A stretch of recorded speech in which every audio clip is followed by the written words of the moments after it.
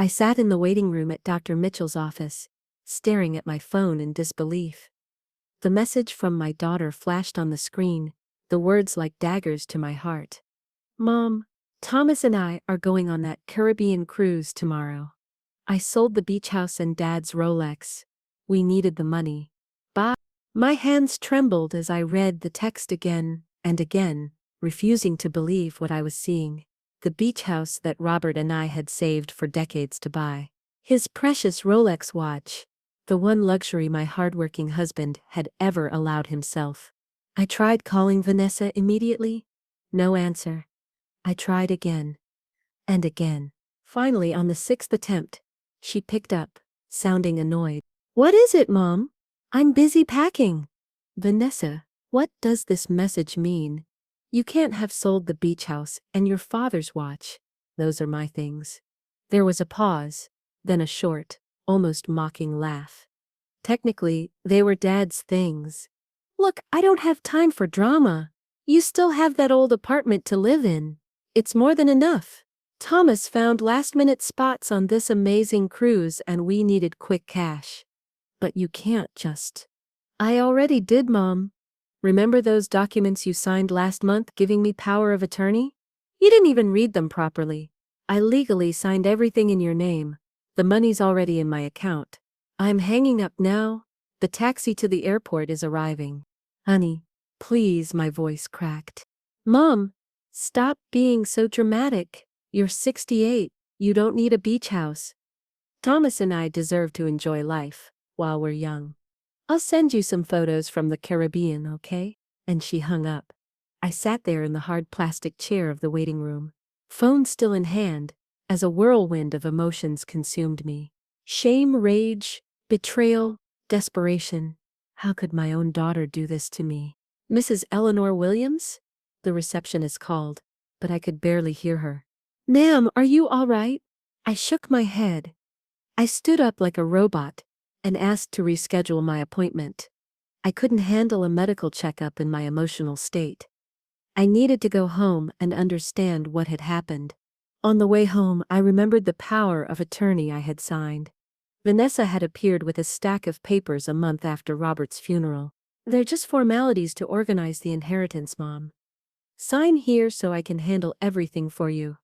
And I, drowning in grief and completely trusting my daughter, had signed without reading. What a fool I'd been. So naive. When I arrived at the apartment, the one Vanessa had called old, but was where Robert and I had created our memories for 40 years, I collapsed on the couch. Everything there held his presence. The armchair where he read the newspaper every morning, the collection of books on naval history that he loved so much, and on the sideboard the photo from the day we bought the beach house in Cape Cod.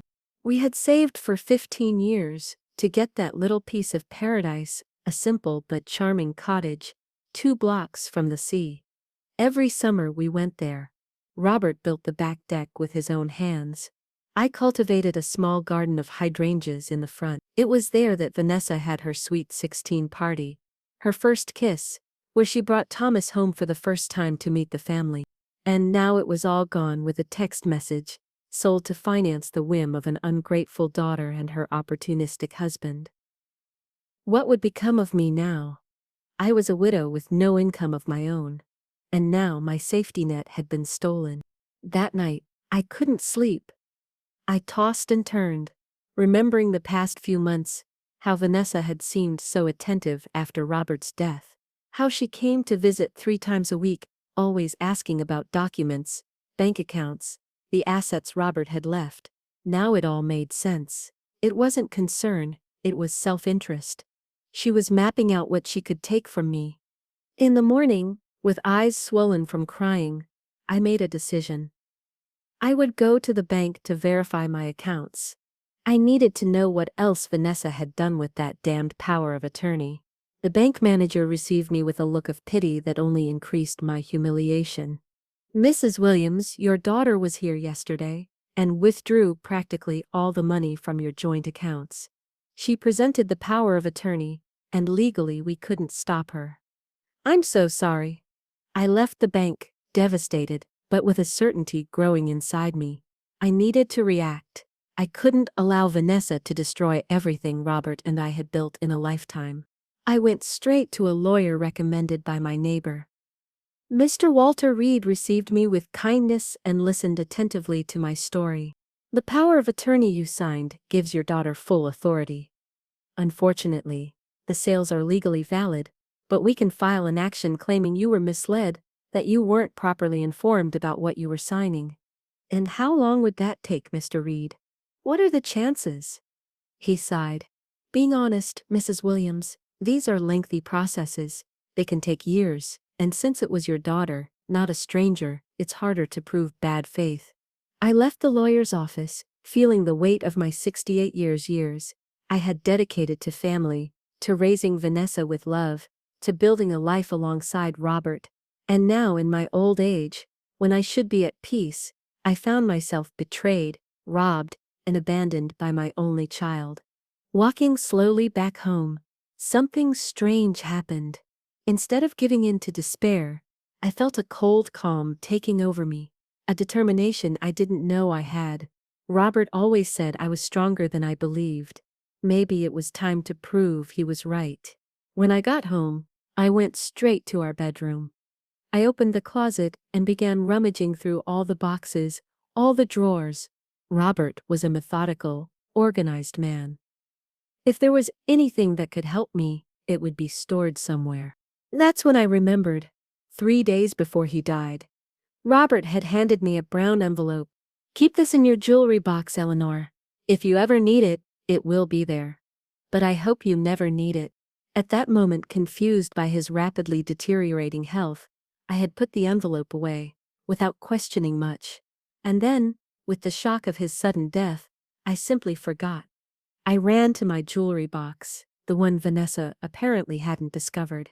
There at the bottom, under necklaces and earrings I rarely wore, was the yellowed envelope. My hands trembled as I opened it. Inside were documents and a handwritten letter from Robert. The first line already made my heart race. My beloved Eleanor, if you're reading this, it means something went wrong. But don't worry. I always knew this day might come, and I prepared to protect you. I sat on the edge of the bed, feeling the weight of the envelope in my hands. Robert's handwriting, that strong, marked calligraphy, seemed to jump off the paper straight to my heart. I continued reading, each word revealing a side of my husband I never imagined I'd know. Eleanor, during our 43 years together, I learned many things. The most important, always have a plan B. While everyone saw only a conservative bank manager, I was silently building security for you. Our daughter Vanessa always showed an attachment to money and material goods that worried me. That's why I kept certain investments secret. My heart was racing. Robert, always so transparent with me, had kept secrets, but for a noble reason, to protect me. The beach house and the assets everyone knows about are just the surface. Over the years, I bought 3 commercial properties in the city center, all rented to solid businesses. I invested in shares of traditional companies. I opened accounts in 2 different banks in your name, but with passwords only I knew. All of this is documented in the papers attached to this letter. I moved on to the documents, confirming everything he said: deeds, bank statements, rental contracts. A fortune I never imagined I possessed. Most importantly, one of the properties is exactly the building where Vanessa and Thomas live. Yes, my dear. We are the true owners of the luxury building they boast so much about having acquired through their own merit. Thomas never knew his father-in-law was his landlord. I had to stop reading for a moment. The revelation was too shocking. Robert had bought the building where our daughter lived. Why? I bought the building when they decided to move there using a front company. I knew Thomas too well, his arrogance, his lies about high-risk investments. I saw how negatively he influenced our daughter, how she changed around him. This is my final gift to you, Eleanor, the power of choice. You can reveal everything now and take back control, or wait and see how far our daughter's ingratitude goes. The decision is yours. The letter ended with detailed instructions on how to access the accounts, contacts of trusted lawyers, and a final phrase that made me smile through tears. Remember what I always tell you? You're stronger than you think, my love. Much stronger. I spent hours analyzing those documents.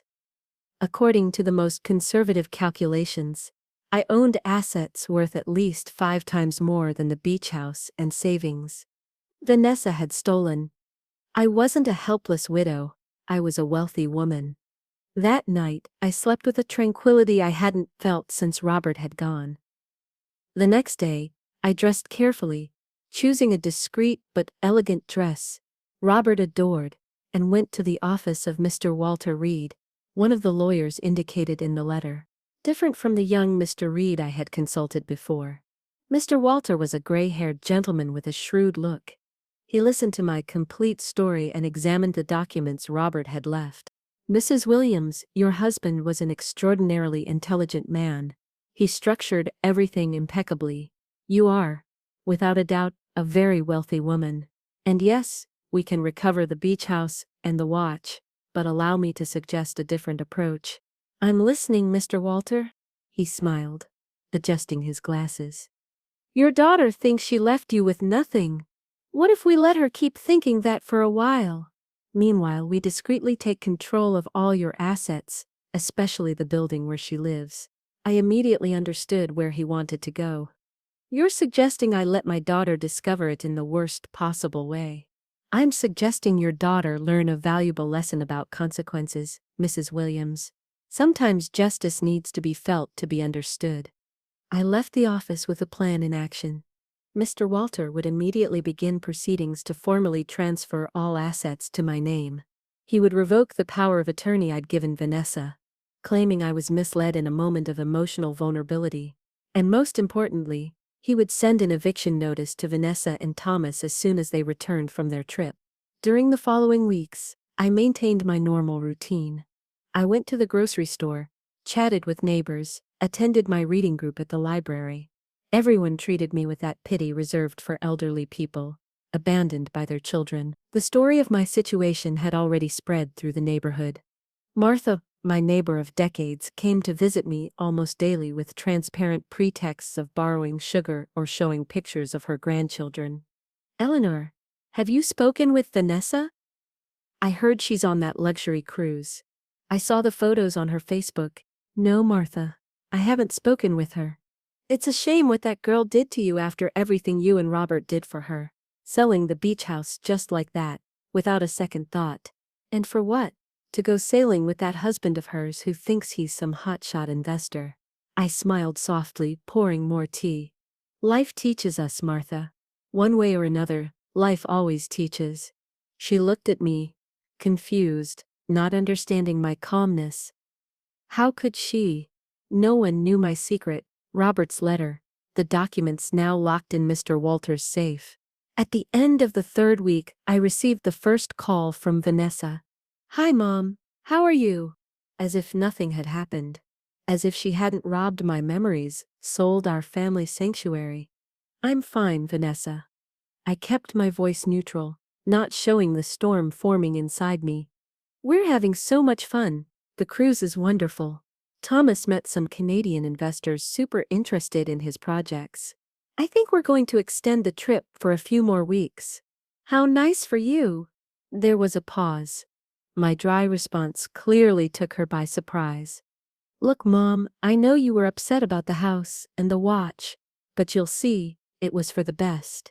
You never even used that house. It just sat there empty most of the year, and the watch was just gathering dust in a drawer. I breathed deeply. Each of her words was like a knife. That house was never empty. It was full of our memories, our sweat and tears. And Robert's watch. How dare she speak of it as an object without importance? When are you coming back, Vanessa? Probably in a month. Why? Do you need something? I can ask my assistant, Marcia, to take care of it for you. No, honey. I just wanted to know. Enjoy your trip. I hung up feeling a mixture of sadness and determination. This wasn't the daughter I had raised. Or maybe it was, and I had been blind all these years. refusing to see the signs that Robert, more perceptive, had noticed. In the following weeks, Mr. Walter called me daily with updates. Everything was going according to plan. The properties were formally in my name, the bank accounts under my control, the power of attorney revoked, and the building where Vanessa lived. Everything is ready, Mrs. Williams. As soon as they return, they'll receive the notice giving them 30 days to vacate the premises. Legally, there's nothing they can do. The company that officially owned the building is now formally yours, and you have no obligation to maintain tenants you don't want, including your own daughter. Especially considering the circumstances, you have full moral and legal justification. Moral and legal. The words echoed in my mind. I had the right to do this. I had the power. But would I have the courage? Vanessa was my only daughter. My blood. Despite everything she had done. One night I went to the room that still held her things. I sat on the edge of the bed and took a photo from the shelf. Vanessa at 5 years old, sitting on Robert's lap on the deck of the beach house. Both were smiling.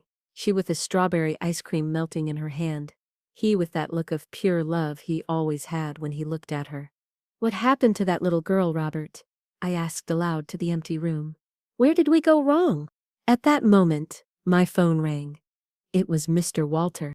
Mrs. Williams, I just received information that your daughter and her husband are returning tomorrow. They're taking a flight from Miami to Boston tonight. So the time had come. The time for truth, for justice, or for mercy. Send the notice, Mr. Walter. Are you sure, ma'am? Once the process is started. I'm sure. It's time my daughter learns that actions have consequences. That night I couldn't sleep. I stayed on the balcony of the apartment, watching the city lights, imagining the plane bringing Vanessa back to Massachusetts, getting closer and closer to the moment that would change our lives forever. I remembered the day she was born. How Robert had cried holding her for the first time, swearing he would be the best father in the world. How we had sacrificed to give her everything we could. We weren't rich then. Robert's secret fortune came much later. We were a middle-class family with simple dreams and solid values. Or so I thought. Around 9 a.m. I received a message from Mr. Walter. Notice delivered to the condominium. The doorman confirmed the couple arrived an hour ago. My heart accelerated.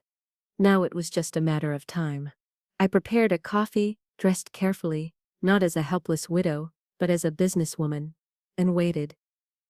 I knew Vanessa would come. Furious and confused. And she did. The doorbell rang at 11:37 a.m. When I opened the door, I saw my daughter with deep travel bags under her eyes, hair disheveled, holding a crumpled paper in her hands. Behind her, Thomas looked equally distraught and furious. What is this supposed to mean?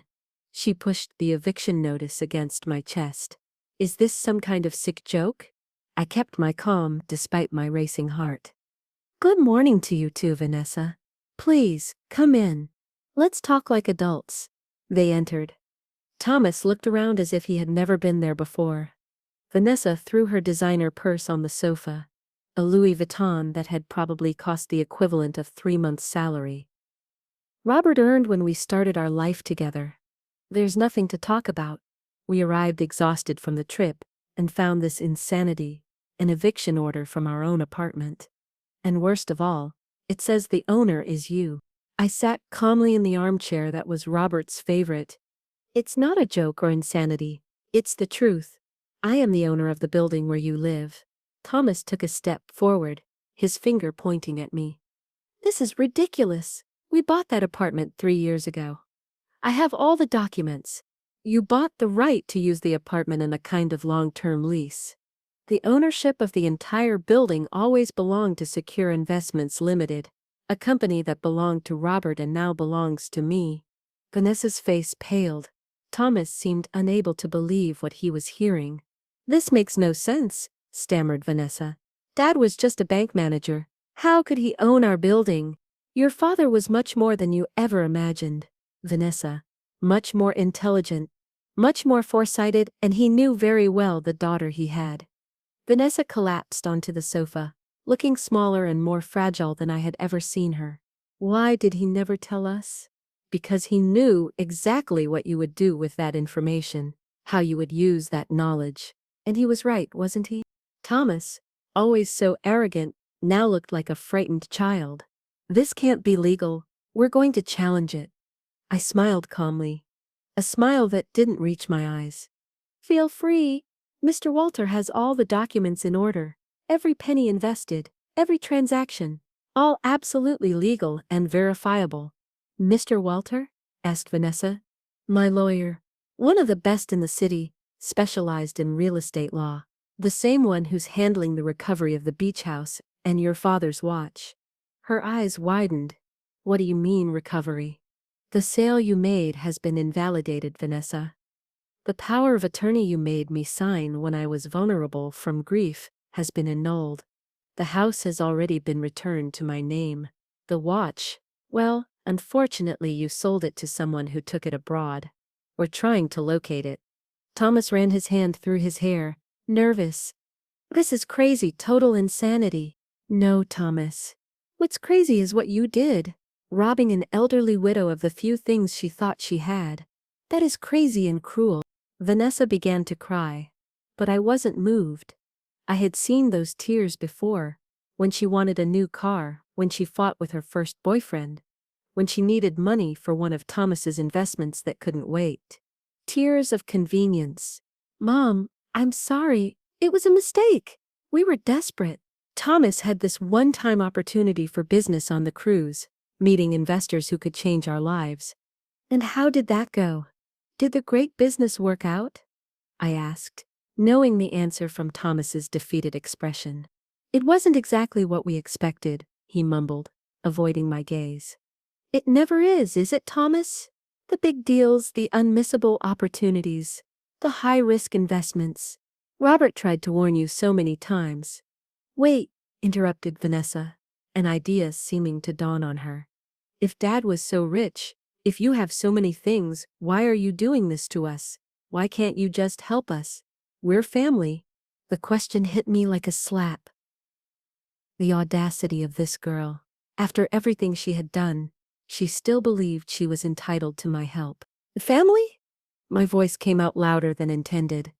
Did you remember we were family when you sold the house your father built with so much sacrifice? When you took the watch he wore for 40 years, that he intended to give you on your birthday? When you emptied all my accounts, leaving me not knowing how I would pay next month's bills? Vanessa lowered her eyes, but Thomas stepped forward. Look, Mrs. Williams, we all make mistakes. We admit we acted wrongly, but this eviction is too cruel. Where are we going to live? Where would I live if you had gotten what you wanted? Did you think about that before robbing me? The silence that followed was answer enough. You have 30 days to find another place to live. And Vanessa, if you want to challenge my decision, feel free, but you should know that while we fight in court, I can also revise my will. Currently you are my sole heir. That can change. I saw the desperation grow in her eyes. Vanessa had always been practical and ambitious. The implicit threat was clear. If she fought me, she could lose even more in the future. Mom, please. She approached, trying to take my hands. We can work this out. I know I made a mistake, but don't leave me on the street. You're not going to be on the street, Vanessa. You have money, the money you stole from me, from the sale of the house and your father's watch. Use it to rent a more modest place while you reorganize your lives. But the conversation is over. Now, if you'll excuse me, I have an appointment. There was no appointment at all, but I needed them to leave. I needed to breathe. Seeing my daughter like this, reduced to begging after so much arrogance, didn't give me the pleasure I thought it would. There was only emptiness, a deep sadness for what we had become. When the door closed behind them, I sat down again in Robert's armchair and allowed the tears to come. I wasn't crying for myself or for Vanessa. I was crying for the broken dream of family we had built, for the illusion I had fed for decades. The phone rang, interrupting my thoughts. It was Mr. Walter. Mrs. Williams, everything all right? Your daughter has received the notification. Yes, Mr. Walter. She and her husband just left here. And how are you? I thought for a moment before answering. At peace, Mr. Walter.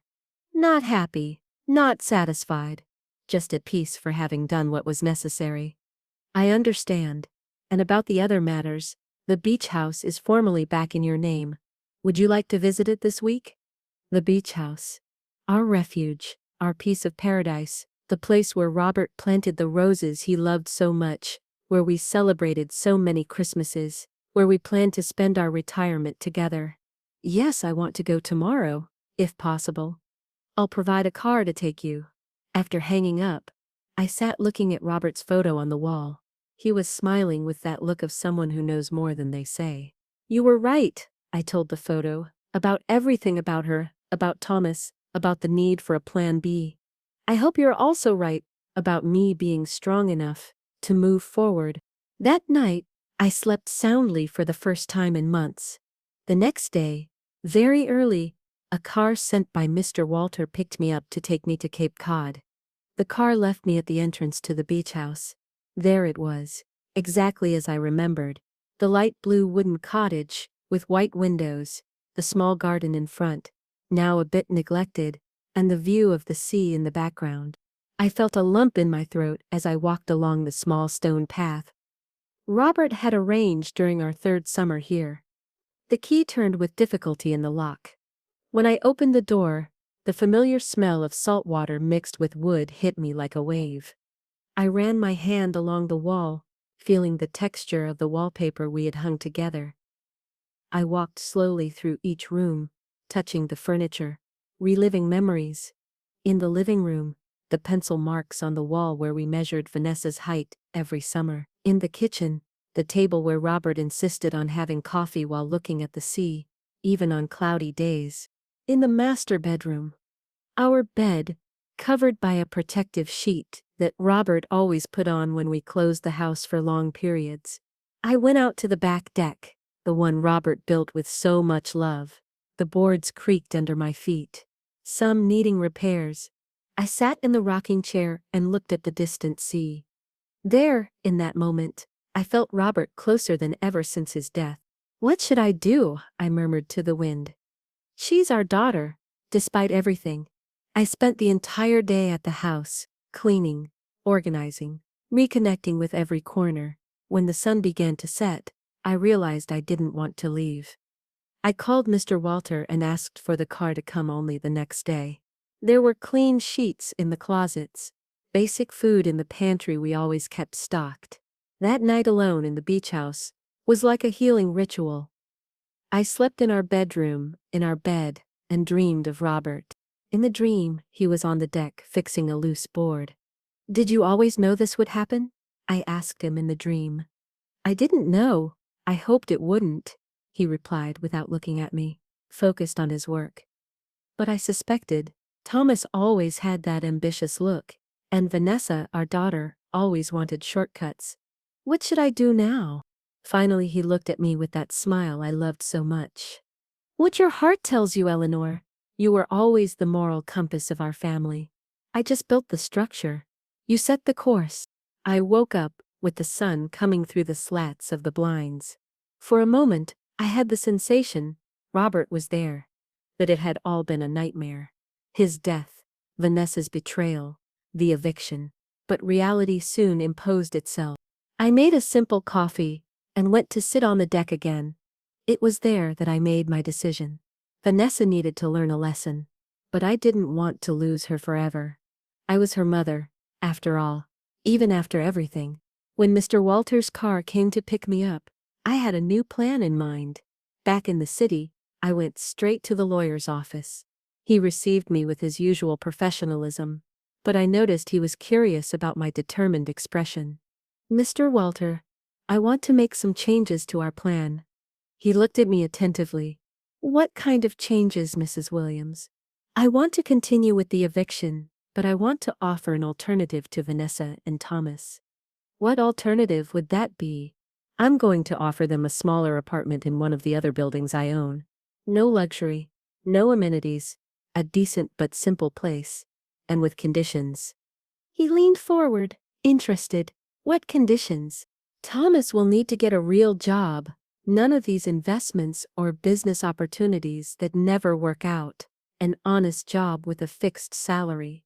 And Vanessa will have to work as a volunteer at a charity of my choosing at least 3 days a week. Mr. Walters smiled slightly.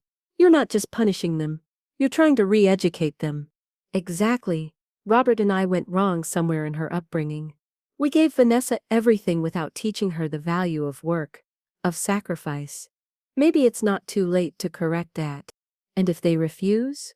I breathed deeply. Then they'll go their own way. With the money they took from me, they can manage for a few months. After that, they'll have to find their own path. Mr. Walter made some notes. When do you want to propose this to them? Tomorrow itself. The sooner, the better. I left the office feeling lighter. My decision wasn't driven by revenge, but by love. A tougher, more demanding love than I had shown until then. But love, nonetheless. On the way home, I passed a jewelry store. In the window, I saw a watch similar to the one Robert wore. It wasn't the same. It would never be. But it was similar. I went in and bought it. Not to replace the original, which I hope someday to recover, but as a symbol of time, that precious resource that doesn't come back, but can be better used from here on. When I got home, there were 3 messages from Vanessa on my phone, each more desperate than the last. In the last one, she begged to see me, saying she was sorry, that she had made the worst mistake of her life. I called her. Mom. Her voice was broken, as if she had been crying a lot. Yes, Vanessa. Please, can we talk? I'm desperate. Thomas and I had a huge fight. He's talking about going back to his mother's house. I don't know what to do. Come tomorrow at 10 a.m. and bring Thomas if he agrees to come. I have a proposal for you. Proposal? What proposal? Tomorrow, Vanessa. 10 a.m. I hung up, feeling a mixture of anxiety and hope. Part of me wanted to believe there was salvation for my daughter, that she could relearn values, reconnect with the person she should be. Another part feared I was just prolonging the inevitable. That night I put the new watch on the nightstand next to Robert's photo. Let's see if you were right about our daughter too, I told the photo. You always believed there was goodness in her, even when I had doubts. At 10:05 the next morning, the doorbell rang. When I opened the door, I saw Vanessa alone with a dejected expression I had never seen before. No makeup, hair poorly combed, eyes swollen from so much crying. She wore a simple t-shirt and jeans, a shocking contrast to the designer clothes she always made a point of wearing. Thomas didn't come? I asked, giving her space to enter. No. Her voice was hoarse. He said he's not going to beg anyone. He left for his mother's house last night. Vanessa sat on the sofa, looking smaller, more fragile. For a moment I saw the little girl who ran into my arms when she hurt herself. I shook my head, driving away the image. I couldn't let myself be carried away by emotion now. You spoke of a proposal, she said hesitantly. I sat in the armchair facing her. Yes, but first I want to understand some things. Why, Vanessa? Why did you do this to me? I'm your mother. I always gave you everything I could. She lowered her eyes, nervously fidgeting with her hands.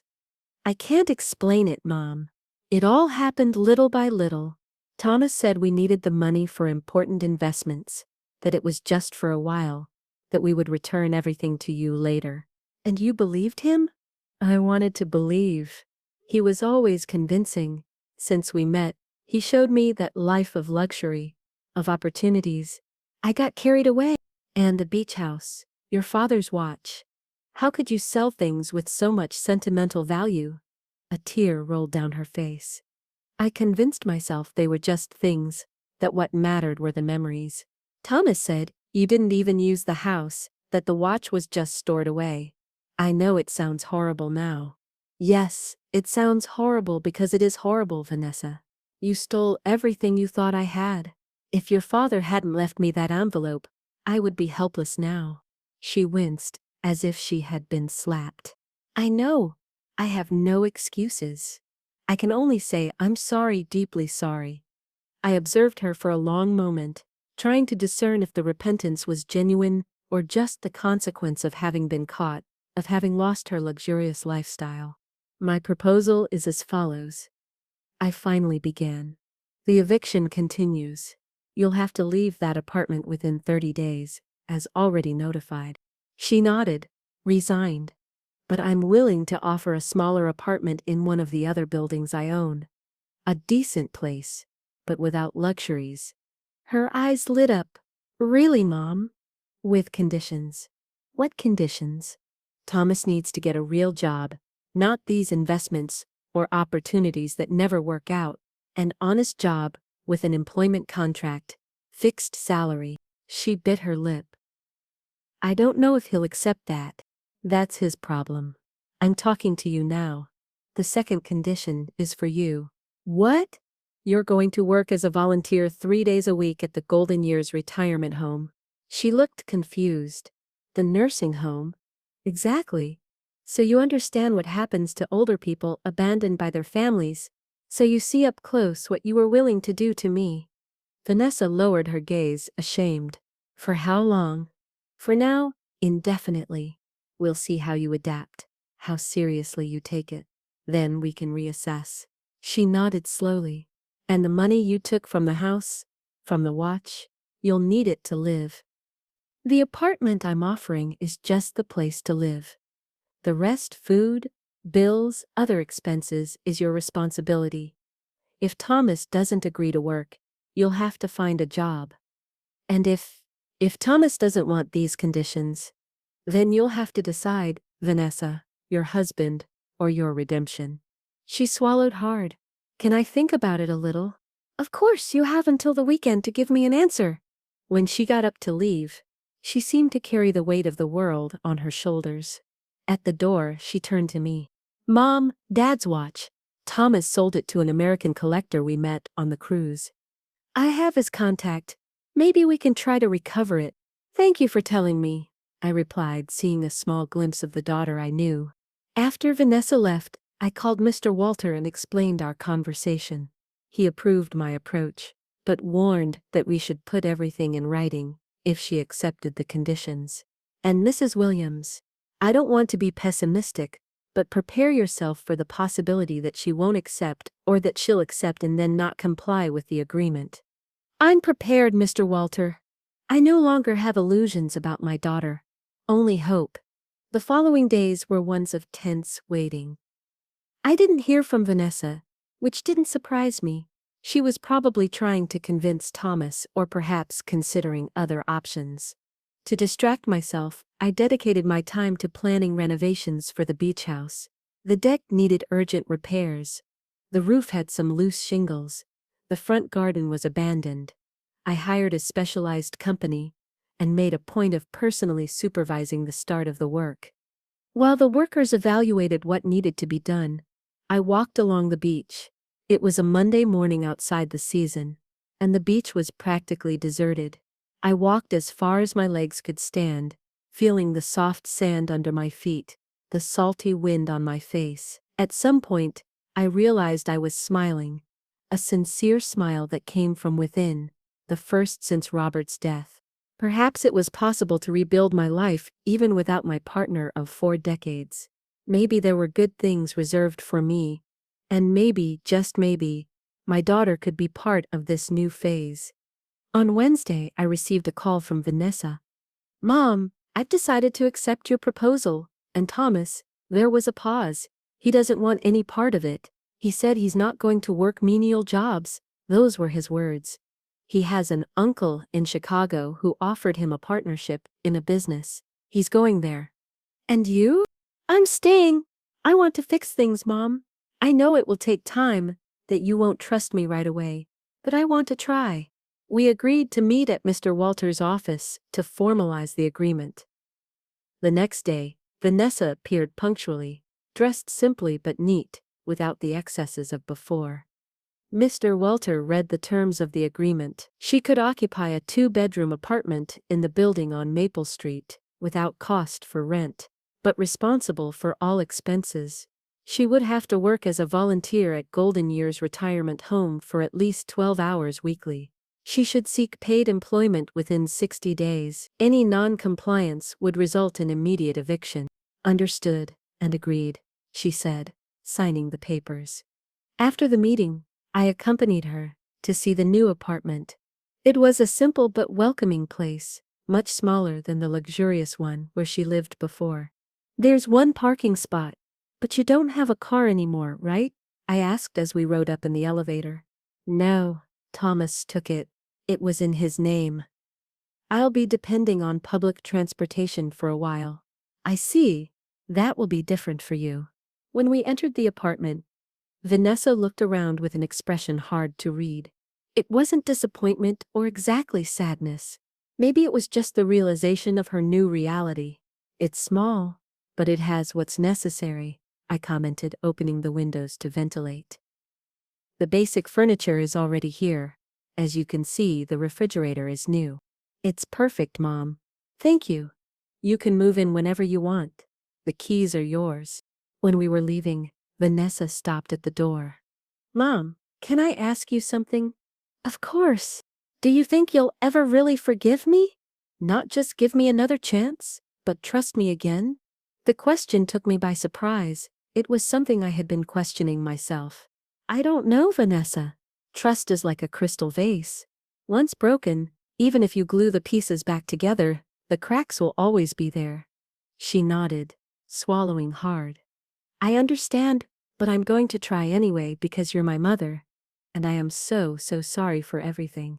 In the following days, I observed from afar as Vanessa moved into the new apartment. It was strange to see her carrying her own boxes without employees from the luxury condominium to help, without Thomas, a 43-year-old woman starting life practically from scratch. Her first day as a volunteer at Golden Years Retirement Home was a Monday. I arranged to meet her there so I could introduce her to the director, Mrs. Christina, a longtime friend. Vanessa is going to work here 3 times a week, I explained to Christina. She can help wherever most needed. Christina, who knew the whole story, looked at Vanessa with a serious expression. We have a lot of work in the recreational area. Some elderly people haven't received visits in years. They need company, someone to listen to them. I can do that, replied Vanessa, seeming genuinely interested. I observed my daughter being led by Christina through the hallways of the nursing home, being introduced to the residents. I saw how some elderly people looked at her with hope, one more person who might care about them, who might remember their names next time. I left there with conflicting feelings. Part of me wanted to believe in Vanessa's redemption, that she had truly understood the lesson, that we could rebuild our relationship. Another part remained skeptical, waiting for the moment when she would tire of the rules, the simple life, the unpaid work. One afternoon, about a month after our agreement, I received a call from Christina. Eleanor, I wanted to tell you something about Vanessa. My heart accelerated.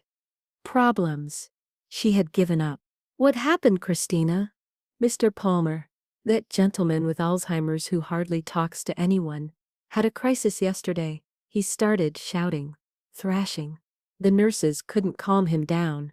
Do you know who managed to do it? How? She simply sat beside him, took his hand, and started singing a lullaby very softly. In a few minutes he was calm. Later we discovered that the song was the same one his mother used to sing to him when he was a child. He had mentioned it to Vanessa weeks ago during a moment of lucidity, and she remembered. I remained silent, processing the information. Eleanor, I don't know what happened between you two, and I still don't want to know, but I need to tell you one thing. Your daughter has a gift with the elderly. She truly listens. She truly cares. After hanging up, I sat thinking about this other Vanessa who was emerging. One I barely knew, one who remembered details about the childhood of a man with Alzheimer's, who sang lullabies to calm crises, who voluntarily went an extra day a week. I decided to visit her in her new apartment. She had given me the key for emergencies, but I made a point of ringing the doorbell. When she opened the door, Vanessa looked different. It wasn't just the absence of expensive clothes or elaborate makeup, it was something in her posture, in her gaze, more serene, more centered. Mom, what a nice surprise. She hugged me spontaneously, something she hadn't done in years. The apartment was impeccably clean and organized. On the living room wall, I noticed something that surprised me. Photos of residents from golden years in simple, small frames. These are my friends, she explained, following my gaze. It seemed important to have them close, reminding me why I'm doing this. In the kitchen, I saw basic recipe books open on the counter with notes in the margins. I'm learning to cook, she said, seeming slightly embarrassed. I never needed to before. Thomas always wanted to eat out at expensive restaurants. But now, well, I need to save money. We talked for hours. She told me about her work at the nursing home, about her attempts to find employment, about how she was saving the money she had left from the sale of the beach house. Most of it went with Thomas, she admitted. He withdrew almost everything before leaving for Chicago. He said he needed it for the business with his uncle. I was left with less than a third. And how do you feel about that? I asked, genuinely curious. Honestly, relieved. Thomas was toxic, Mom. I just couldn't see it before. Before leaving, I noticed something on the table, a notebook open with a list of names and values beside them. What is this? I asked. Vanessa blushed slightly. It's a restitution plan. I'm calculating how much I need to return to you for Dad's watch for the house. Vanessa, you don't have that money. Not now, but I will. I'm saving everything I can, and when I get a job, I'll set aside a portion every month. I left there with my head spinning. This wasn't the Vanessa I knew. Or perhaps it was finally the real Vanessa emerging from the shadow of Thomas and the artificial life they led. In the following months, I continued to witness her transformation. She got a job as a receptionist at a medical clinic. A simple job, with a modest salary, but one she embraced with surprising enthusiasm. It's a start, she told me. And the clinic is close to golden years, so I can continue my volunteer work during my free hours. At home, I began to organize Robert's things, not to get rid of them, but to preserve them properly. It was during this organization that I found a second letter at the bottom of a box of documents, to be opened when our daughter finds her way, said the envelope. With trembling hands, I opened the letter. My dear Eleanor, if you're reading this, it means Patricia has finally found her true north. I don't know how it happened, or how long it took. Perhaps it was easy, perhaps it required a painful lesson, but I'm happy. Our daughter always had a good heart. Eleanor deeply buried under layers of materialism and wrong influences. But it was there. I saw glimpses of it occasionally when she took care of you during that serious pneumonia. When she defended that girl who was being bullied at school. When she cried seeing an abandoned dog on the highway. The world tried to harden her.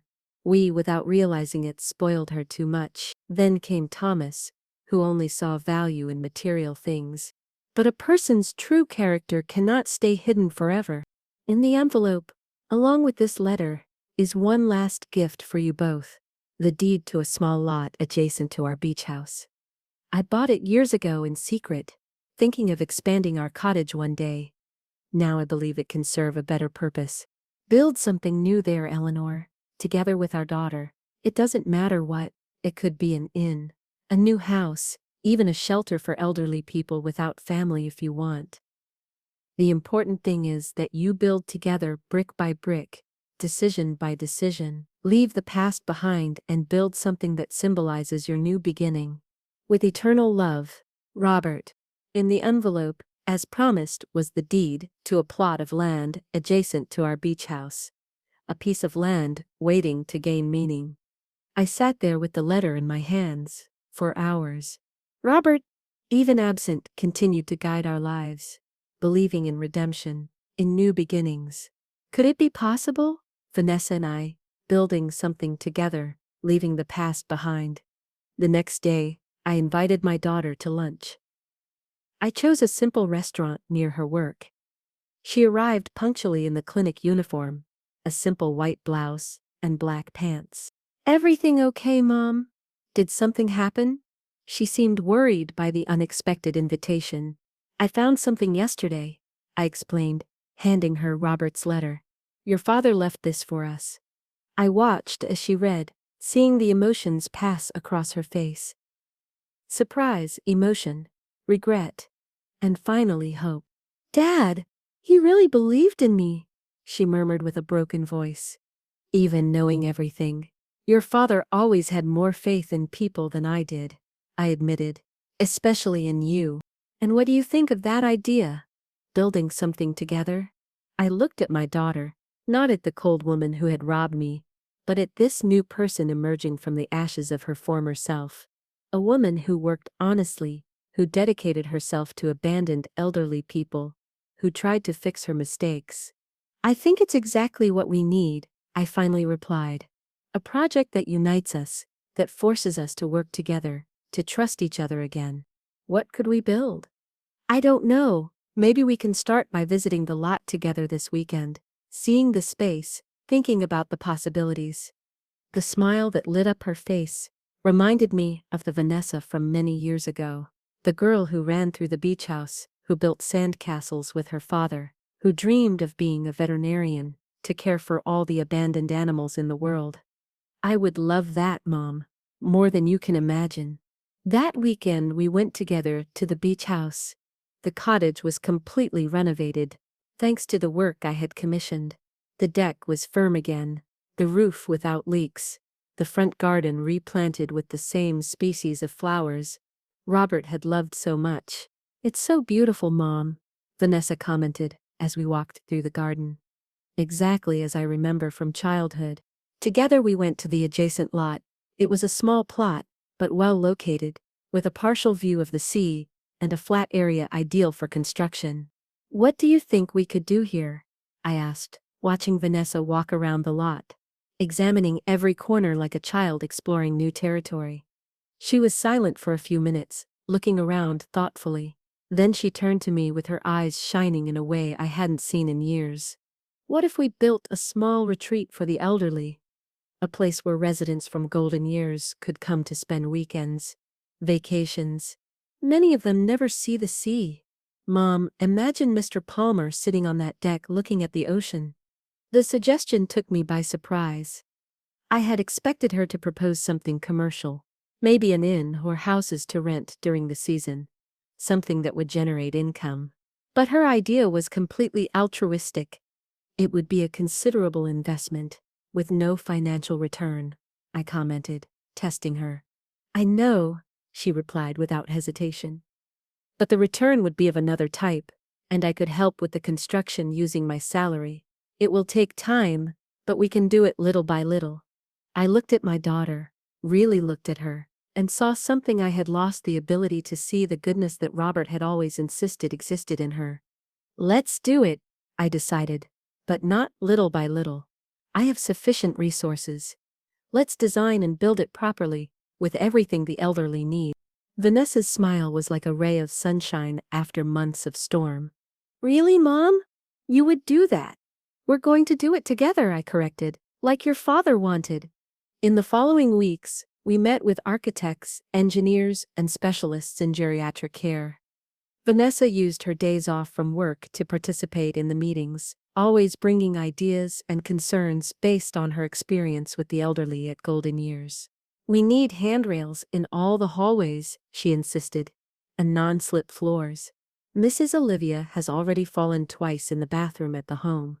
It was fascinating to see her so involved, so dedicated to a project that would bring her no material benefits. This was a Vanessa I never knew. Or perhaps she had always been there, buried under years of distorted values. As the project advanced, our relationship also transformed. Slowly the wounds began to heal. Not completely, some scars would remain forever, but enough to build something new. One afternoon, while we were reviewing plans in her apartment, Vanessa surprised me with a question.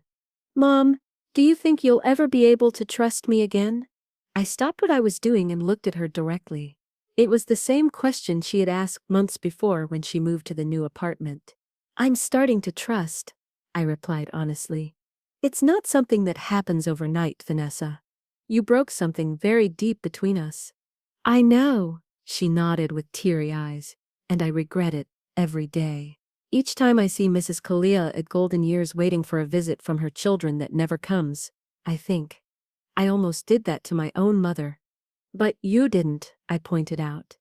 Not completely, and now we're here trying to rebuild. Thanks to you for giving me another chance, and thanks to Dad who never lost faith in me.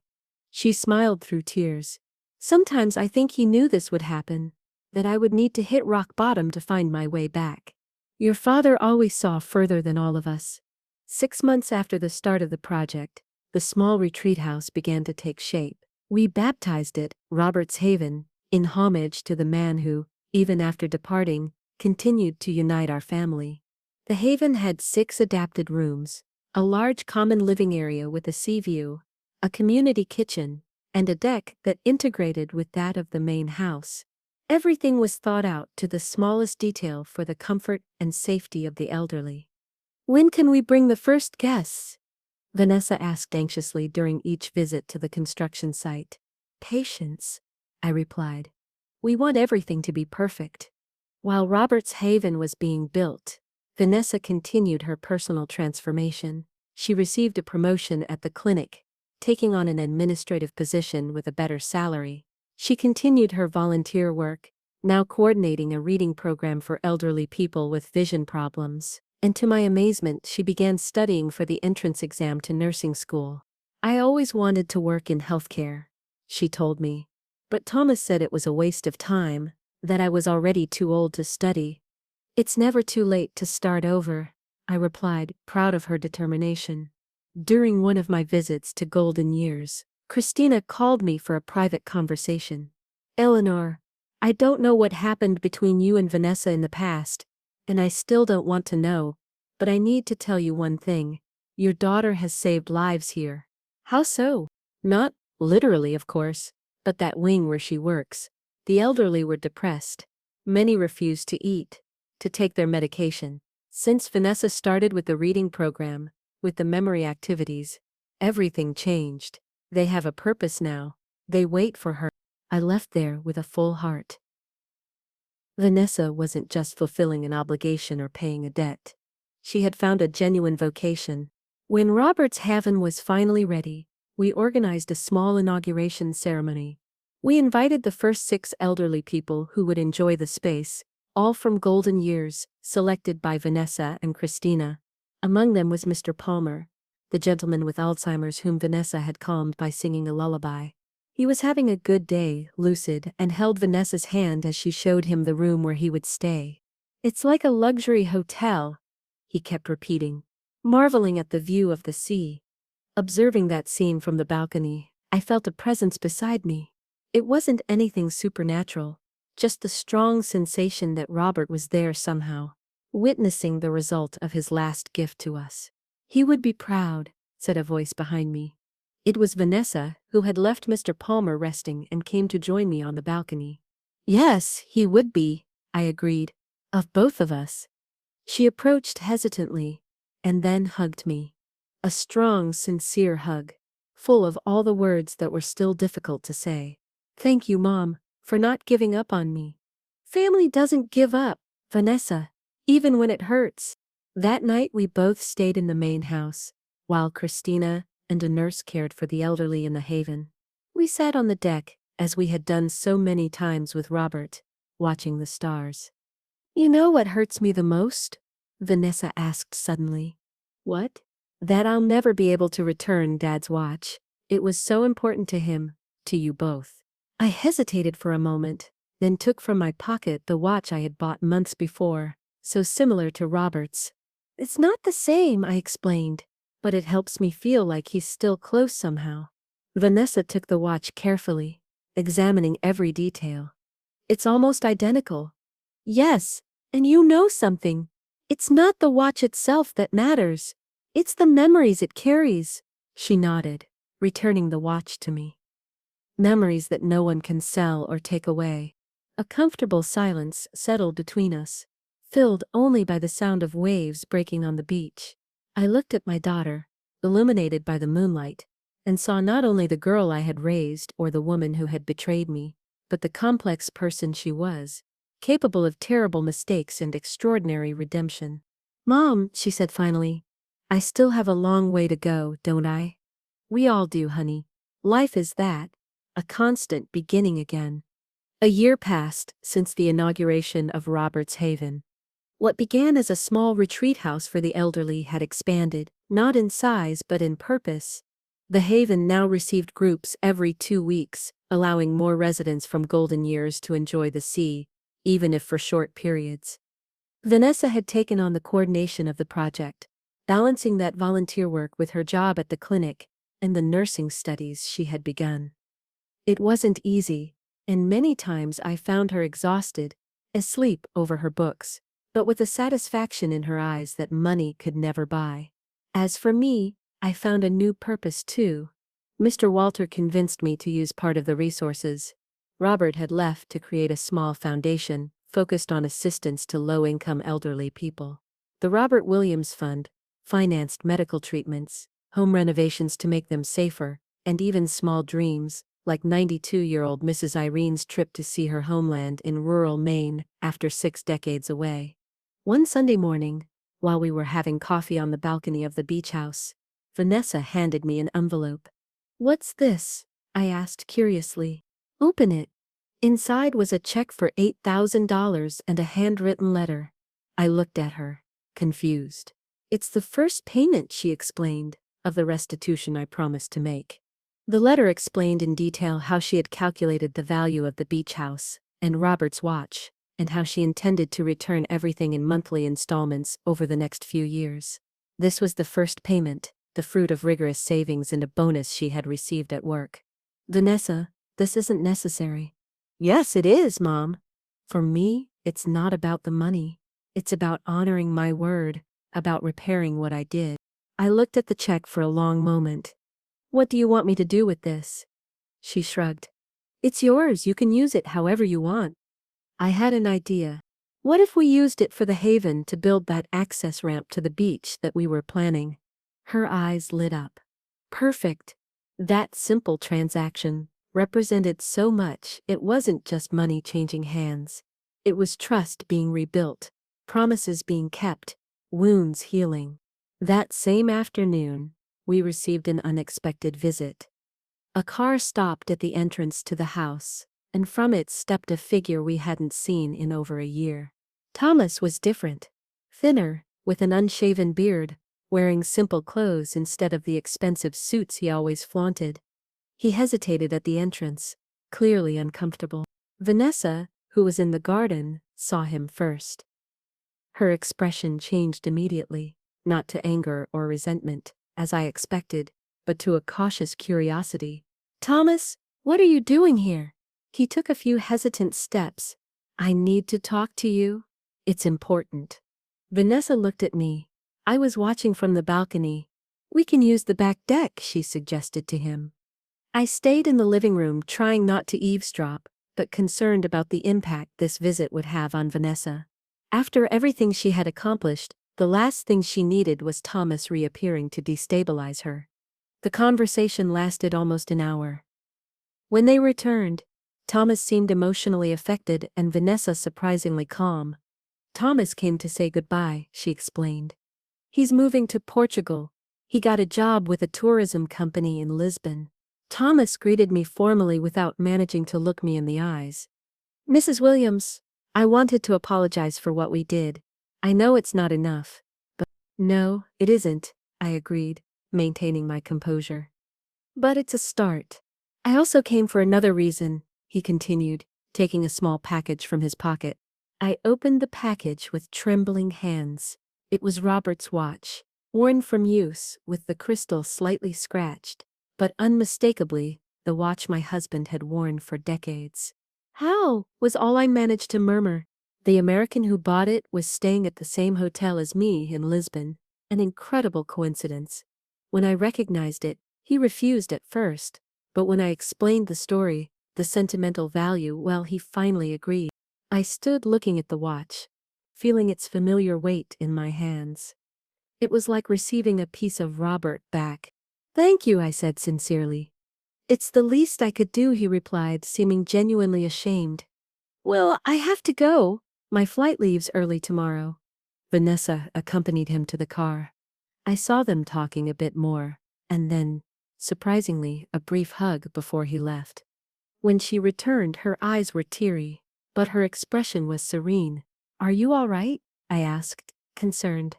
Yes, she affirmed with conviction. It's like closing a chapter, you know. Thomas is different. The business with his uncle failed completely. He lost everything. He had to start over from scratch. I think that made him rethink many things. People can change, I commented, looking meaningfully at her. Yes, they can, she smiled. Some need to lose everything to find something better within themselves. That night, I put Robert's watch back in its place on the nightstand. I sat on the edge of the bed and observed it for a long time, remembering each moment when I saw my husband consult it. When Vanessa was born, on our wedding anniversaries, the day we bought the beach house, the last morning we spent together. Everything's all right now, Robert, I whispered. Our daughter found her way, and so have I. In the following months, our lives found a harmonious rhythm. I divided my time between the apartment in the city and the beach house, overseeing the foundation and helping at the Haven. Vanessa continued with her triple journey work, studies, and volunteering, but now with a sparkle in her eyes that spoke of purpose, of meaning. Robert's Haven gained notoriety in the region. A local newspaper did a story about our work, highlighting how a family project had been transformed into an oasis for elderly people who rarely had the opportunity to see the sea. The news brought visibility, and with it donations and offers of volunteering. One afternoon, while we were organizing a birthday party for Mrs. Olivia, one of the regular residents of the Haven, Vanessa surprised me with a new idea. Mom, I've been thinking, what if we expanded the project? Not physically, but conceptually. How so? What if we created a program to bring elderly people and children together? Many of our elderly have no contact with their grandchildren, and there are so many children in shelters who don't have grandparents. We could create a kind of mutual adoption. The idea was brilliant in its simplicity. In a few weeks, we established contact with a children's shelter in Salem and began a pilot program. The transformation was immediate and profound. Elderly people who barely talked, now animatedly, told stories to their adoptive grandchildren. Children who rarely smiled now ran into the arms of their heart grandparents. During one of these visits, I observed Vanessa sitting on the sand with Mr. Palmer and a 5-year-old girl named Julia. The three were building a sandcastle, laughing when the waves came too close. It was a scene I would never have imagined possible 2 years before. My daughter, who had sold the beach house without thinking twice, now dedicated her days off to bringing joy to a man with Alzheimer's and an orphaned girl. She was born for this, commented Christina, who was beside me. To care, to connect people. I've never seen anyone with such a natural gift. Neither have I agreed, emotional.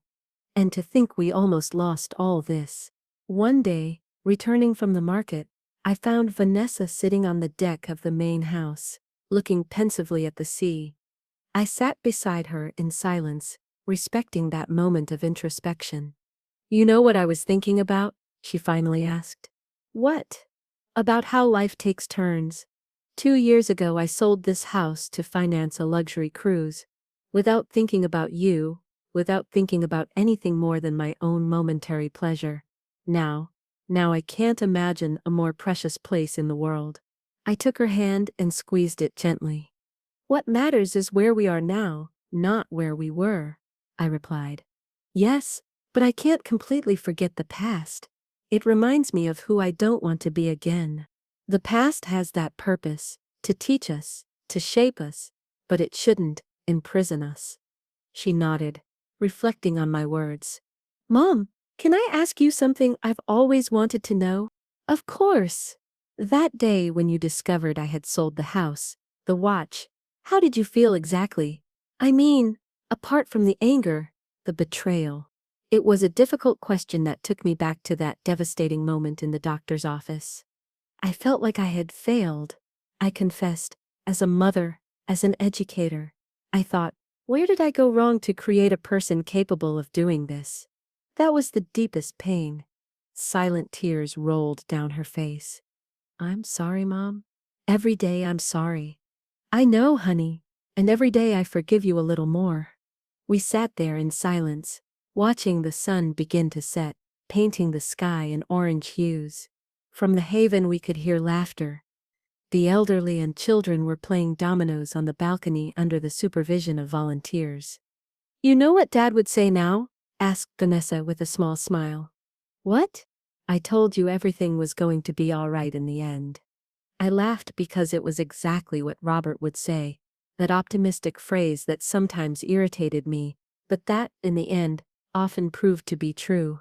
I think he's watching us now, I commented, with that expression of I knew it all along.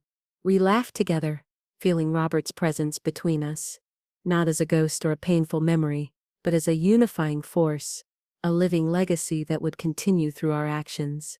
That night, as the last guests left the haven after Mrs. Olivia's party, I stayed alone on the balcony, watching the lights of boats in the distance.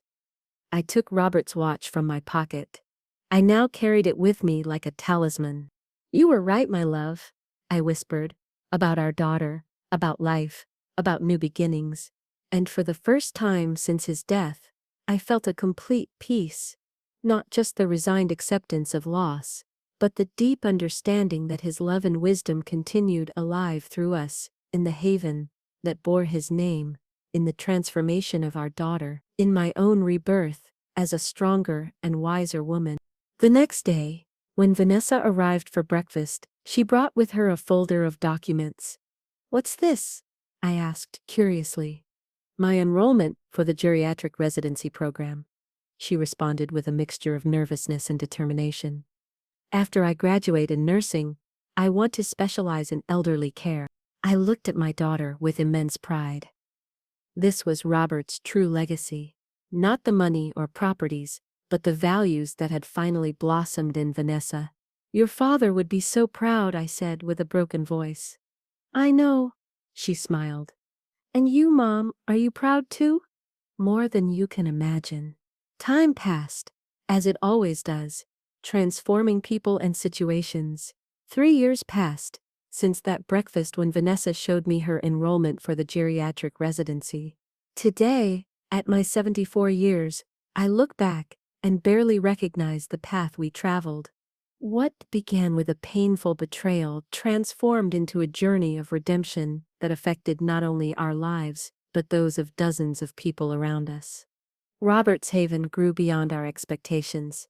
With the support of the foundation and donations that began to arrive after the newspaper story, we managed to buy the neighboring lot and expand the structure. Now, instead of 6 rooms, we had 12, all adapted to the specific needs of our elderly guests.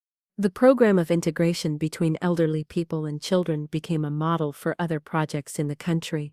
We received visits from social workers, psychologists, and even representatives from the Department of Health, interested in understanding how such a simple initiative could generate such profound results in the quality of life of both groups. Vanessa graduated in nursing with distinction and secured a spot in the geriatric residency she so longed for. She balanced her studies with work at the Haven, often spending the night awake to keep up with everything. But I never heard her complain. On the contrary, she seemed to draw energy from the purpose she had found. As for Thomas, we received occasional news. He had established himself in Lisbon, working for a tour operator. According to his sporadic emails to Vanessa, he had a modest but honest life. He had met a Portuguese woman. They were engaged. He seemed to have found his own path of redemption.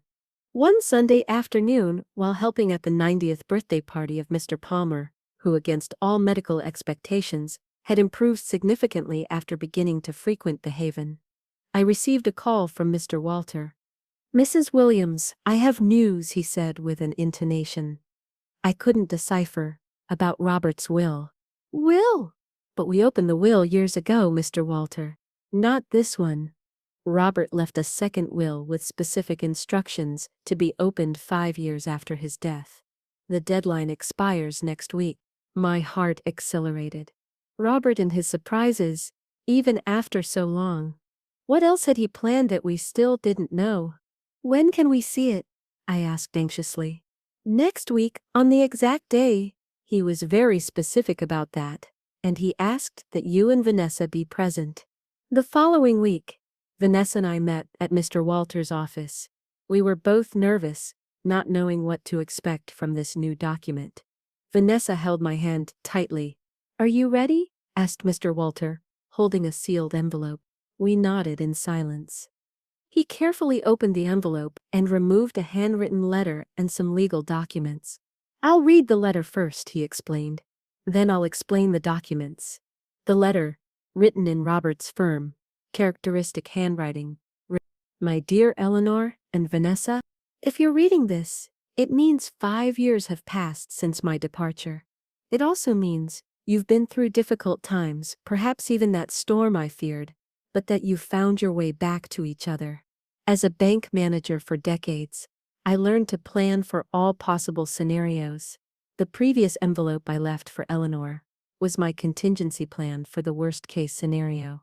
This is my plan for the best-case scenario, the one where you two overcame adversities and are together again. There is one last property I kept secret, a small island off the northern coast of Massachusetts. I bought it years ago when it was still a wild, undervalued place. Today it's a preserved paradise. This island is not for you to sell or commercially exploit. It's a sanctuary, an environmental legacy. Along with the property documents are the statutes for a new foundation, the Hope Island Foundation, which will be responsible for preserving the area and using it for educational and therapeutic purposes. I imagine children learning about environmental preservation, elderly people finding peace on its gentle paths, researchers studying its rich biodiversity, and I imagine you two managing all of this, continuing the work that I hope you've already begun with the lot next to the beach house.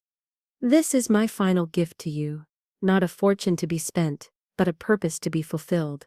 A legacy not just for our family but for the world. With eternal love, Robert." When Mr. Walter finished reading, Vanessa and I were crying. Even after so much time, Robert still managed to surprise us with his vision, his generosity, his unshakable faith in our potential. "There's more," continued Mr. Walter, showing us the documents. "Robert left a considerable fund for the initial maintenance of the island and implementation of the projects, and he left specific details about how he envisioned the foundation would function. In the following weeks, Vanessa and I visited the island for the first time.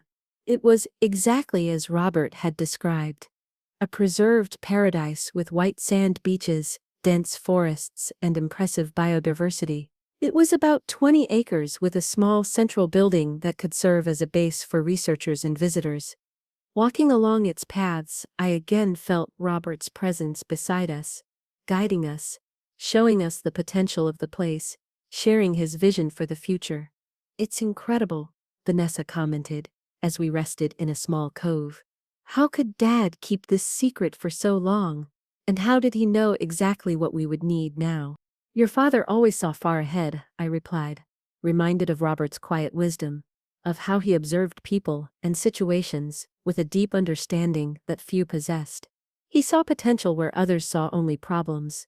He saw hope where others saw only darkness. In the following months, we immersed ourselves fully in the Hope Island project. We hired biologists, environmental educators, and architects specialized in sustainable construction. The idea was to create minimal infrastructure that would allow us to receive school groups and elderly people, while preserving the local nature as much as possible. Vanessa took the lead on the project with a passion that impressed me daily.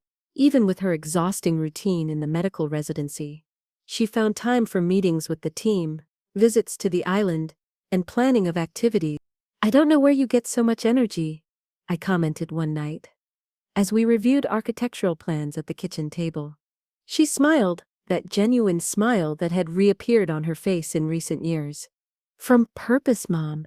When you do something that really matters, the energy comes naturally. One afternoon, while we supervised the installation of solar panels on the island, Vanessa made an observation that deeply moved me.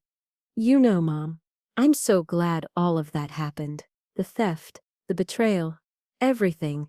If I hadn't made the worst mistake of my life, I never would have found my true path. I looked at her, surprised by such wisdom.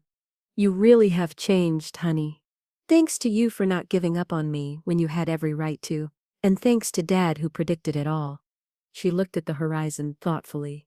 Sometimes I wonder if he really predicted it or if he created the conditions for this to happen. If he knew that by leaving you that envelope he was triggering a series of events that would lead us exactly where we are now. It was a fascinating perspective. Robert the silent strategist, planting seeds that would only bloom years later. Either way, I continued, he would be proud of you, especially. The Hope Island Foundation was officially inaugurated on the 5th anniversary of Robert's Haven. We organized a simple ceremony on the island with the presence of some local authorities, volunteers, elderly people from golden years, and children from the shelter who already participated in our programs. During the ceremony, Vanessa gave a speech I will never forget. 5 years ago, I was a completely different person, she began, her voice firm despite the evident emotion. I lived to accumulate things, to impress people, for a distorted idea of success. I reached the point of robbing my own mother, of selling family memories for the price of a luxury trip. A respectful silence fell over the audience. What I didn't know is that I would need to lose everything to find something infinitely more valuable. A purpose, a mission, a new understanding of what truly matters. She paused, looking at me with teary eyes. My mother could have abandoned me, as I abandoned her. She could have left me to face the consequences of my actions alone, but she chose the harder path, that of education through demanding love, of redemption through work and responsibility. And my father, even physically absent, continues to guide our steps through his vision, his generosity, his unshakable faith in human potential. She gestured toward the island around us. This place is not just an ecological sanctuary, it's a symbol of new beginnings, of second chances. Here, elderly people will find new meaning, children will learn about preservation, researchers will seek solutions for environmental challenges, but above all, this island represents the possibility of transformation that exists in each of us. When she finished, there wasn't a dry eye in the audience. Mr. Palmer, who was holding my hand throughout the speech, whispered emotionally, "Your daughter has God's light in her eyes, Mrs. Williams. A light that only ignites after passing through a lot of darkness." In the years that followed, I saw that light strengthen and expand. Vanessa completed her medical residency and went on to divide her time between clinical care for vulnerable, elderly people and coordination of the Foundation's projects. The Hope Island program became a national reference in environmental education, integrated with therapy for the elderly. During one of our regular visits to the island, we found Vanessa sitting on a rock by the sea, watching a group of children who were learning about sea turtle preservation, with a biologist from the team. "Any problems?" I asked, noticing her thoughtful expression. "No, none," she replied. "I was just reflecting on how we got here." I sat beside her, feeling the sea breeze on my face, now marked by time. "You know what impresses me most, Mom?" she continued. "It's not just the transformation of the place, or even my own transformation. It's seeing how a single decision can change everything." "What decision?" "Yours. When you discovered what I had done, you could simply have used the money Dad left to recover your assets and abandon me to my fate. It would have been more than fair, but you chose a harder path." "The path your father would have chosen," I completed. "Yes, and look where we are now." She gestured toward the island, toward the learning children, toward the elderly people who strolled peacefully along the accessible paths. "All of this exists because you decided not to give up on me." I hugged my daughter, feeling the weight of that observation. Many times I wondered what would have happened if I had chosen the path of pure and simple revenge. If I had used the power Robert gave me just to punish Vanessa, I would have lost my daughter forever. I would have become bitter, resentful. Robert's haven would never have existed. The Hope Island Foundation would be just an unrealized dream. Sometimes, I commented, forgiveness isn't just a gift we give to others. It's a gift we give to ourselves. That night, sitting on the balcony of the small sustainable house we had built on the island, I took Robert's old watch from my pocket. It still worked perfectly, marking the seconds with the same precision as when it was on my husband's wrist. "Thank you," I whispered to the starry night, "for everything, for the wisdom, for the foresight, for the love that continues to guide us." A gentle sea breeze caressed my face as if it were Robert's answer. Somehow I knew he was seeing everything. The flourishing of the haven, the transformation of Vanessa, the birth of the Hope Island Foundation. At 74 years old, I had learned that life rarely follows the paths we plan, that sometimes it's necessary to lose something valuable to find something invaluable, that pain, when faced with courage and wisdom, can transform into purpose, and that love, true love, is not just a feeling, it's a daily decision to believe in the potential of another, even when all evidence points to the contrary. 10 years had passed since that fateful message on my phone. 10 years of transformations, challenges, and achievements I never imagined possible at 68 years of age. Today, at 78, I observe the legacy we built with a mixture of gratitude and amazement. What began with a painful betrayal transformed into a network of projects that impact hundreds of lives. Vanessa, now Dr. Vanessa, specialized in geriatrics and developed revolutionary research on reconnection therapies with nature for elderly people with Alzheimer's. The results are extraordinary, showing signs of delay in the progression of the disease. Vanessa invited me to go with her to a conference in Geneva to present our work. On stage, she told our story to the world, crediting everything to my forgiveness and Robert's vision. Thomas appeared unexpectedly to personally ask for forgiveness. Transformed by his years in Portugal, I forgave Thomas, not for him, but for myself, because resentment is too heavy a burden to carry in old age. Walking along the beach, observing the movement at the haven, children playing with elderly people, researchers teaching, volunteers serving, I think about how it all began with that devastating message on my phone. I hold Robert's watch, the one we almost lost forever, and understand, the true legacy isn't the properties, but the values we honor, the wounds we transform into gifts, the love we offer even when it would be easier to give up. Sometimes you need to lose everything to find what truly matters. Every story carries within it an echo of our shared humanity.